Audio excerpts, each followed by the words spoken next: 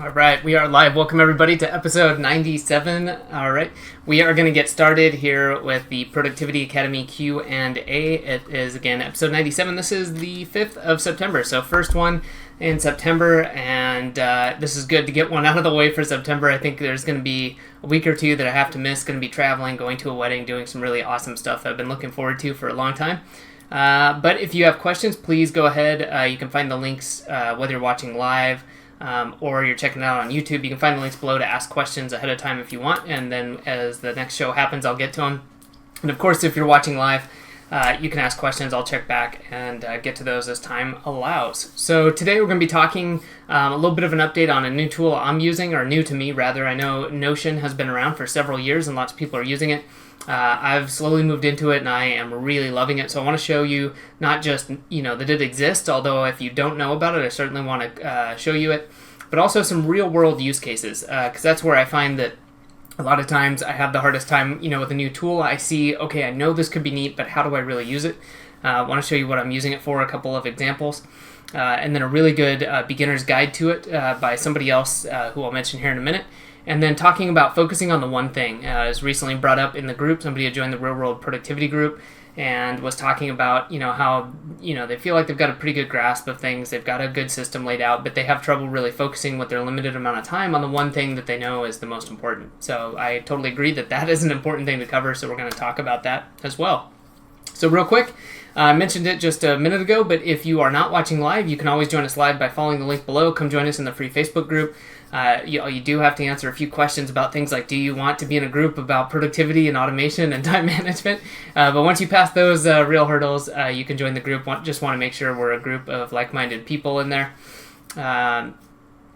And last but not least, if you want to check it out and you're watching on YouTube, you can find the link below as well to come join us.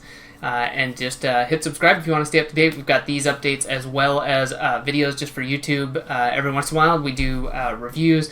Like to obviously share new tools I'm using, how I'm using them, and then updated training as well. So with that said, let's get into it. I'm going to share my screen and show you real quick Notion.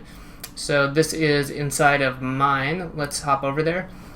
So this is the way I've got it set up real quick. Dark background. You can have a light background if you want. And then the fun part is just show you what you can do. You can do just about anything. I'm going to do a backslash here because you could put in text, page. Like you could just drop in a page and then click on it and it opens up its entirely new page, to-do list, different sorts of formatting, bulleted list.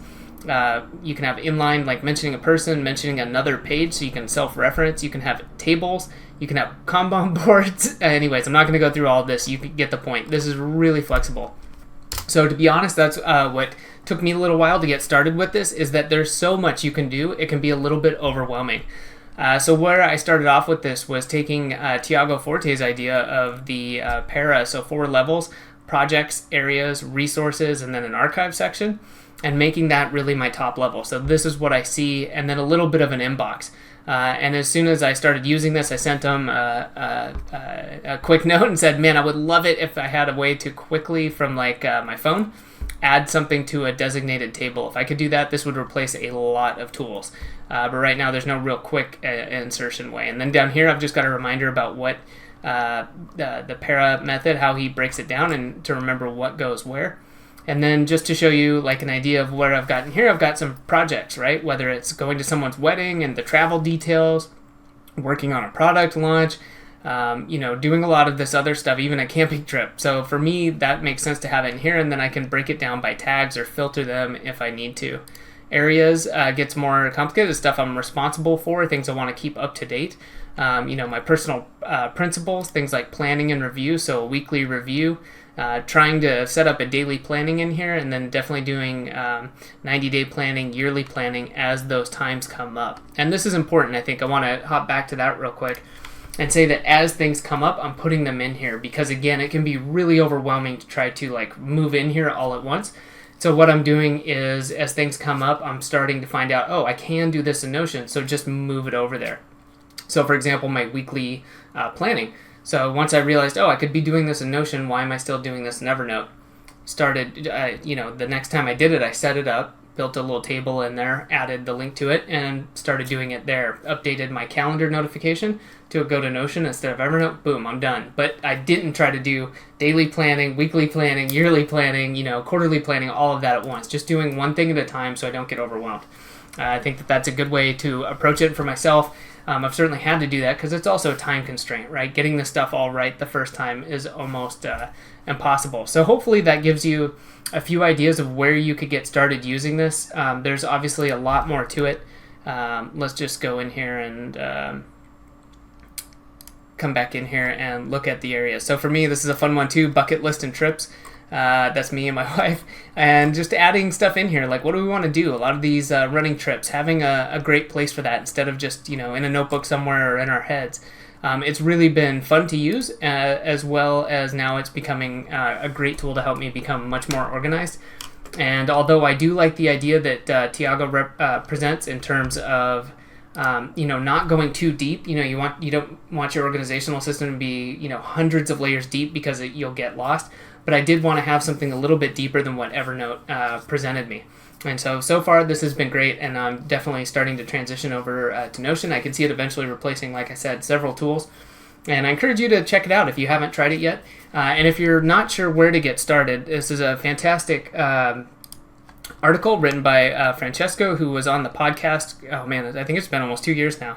But highly suggest checking out. Go to keepproductive.com, or you can just search, like a starter guide for Notion, and it'll pop up.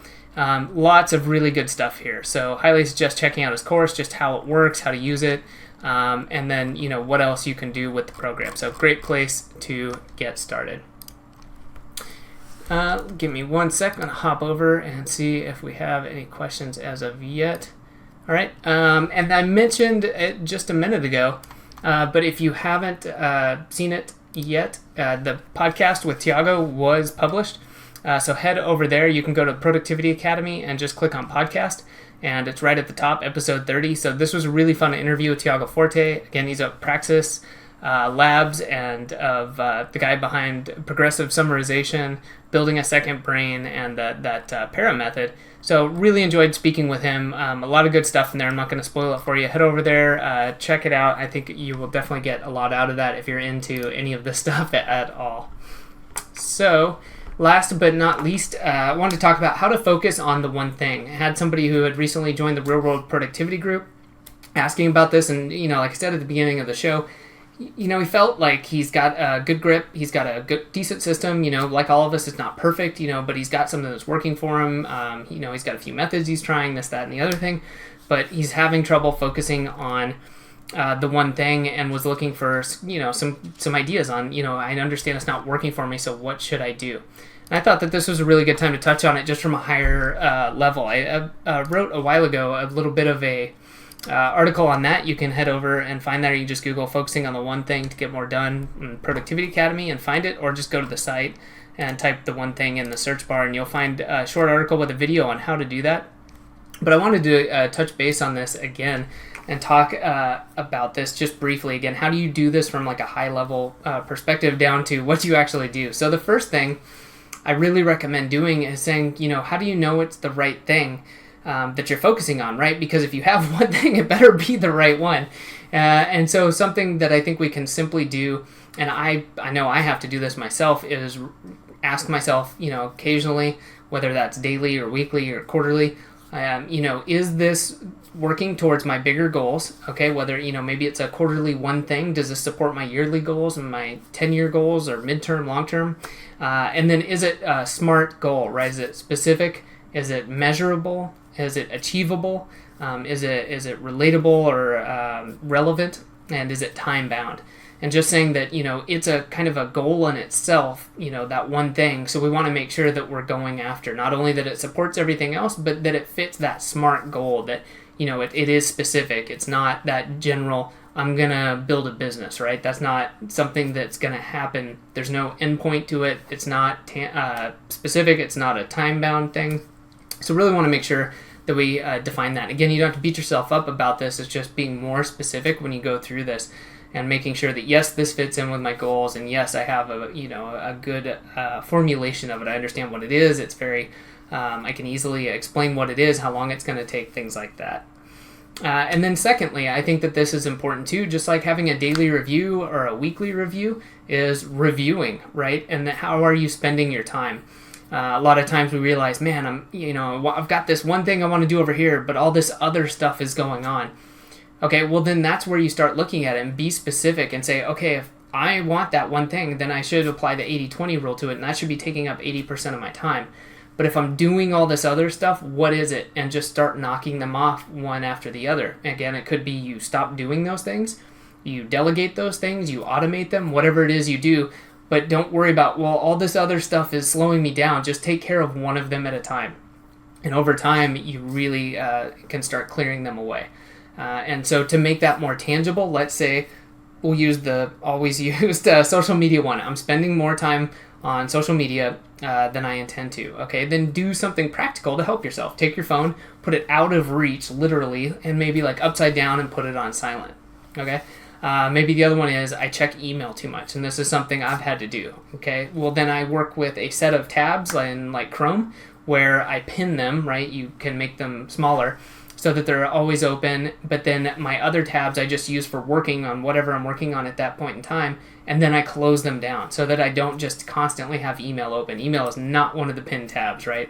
Pin tabs like Calendar, Google Drive, maybe Todoist, Notion, things like that where I need them constantly open. I'm grabbing information, going back and forth, and then keeping those things out of there.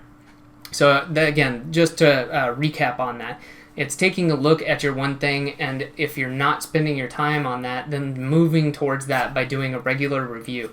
I highly suggest that that's probably a weekly thing that you do. It could be daily again. But whatever you're doing is just saying, okay, well, I'm reviewing how I'm spending my time. Now, how am I going to adjust? And what's like the one thing that I can do to move towards my one thing, whether it's spending more time on it or focusing more time on it, or saying I have this other area that's detracting from it. How can I stop doing it? How can I automate it? Or how can I get someone else to do it? All right. And looking at it like that. Again, you don't have to tackle everything at once. Just, once review, identify what you could take care of then in that day or that next period, and go for it. So over time, that stuff really adds up. So this is the same basic concept I used to free up is 115 hours in 2018, which is awesome, of just doing a 30-minute review every week, and then automating, delegating, or deleting like a 5-minute task. That'll free up 115 hours, which is like a week. It's insane. So highly recommend you do that, and that's a great way to make sure that you're able to focus more and more on that one thing, especially with a limited schedule or a limited amount of time to do that. So hopefully that's helpful for you, and I think that is going to wrap it up for this week. That's it. Again, if you're watching the replay, that's great. I appreciate you checking it out. You can find below the link to come join us in the Real World Productivity group. You do have to answer a few questions about whether or not you want to be in a group about productivity, time management, automation, all that sort of good stuff. And if you're checking us out on YouTube, you can click subscribe, stay up to date with this and the other videos that we put out there around the same areas like automation, time management, all that sort of good stuff. So that'll do it for this week. I'll see everyone next week for episode 98.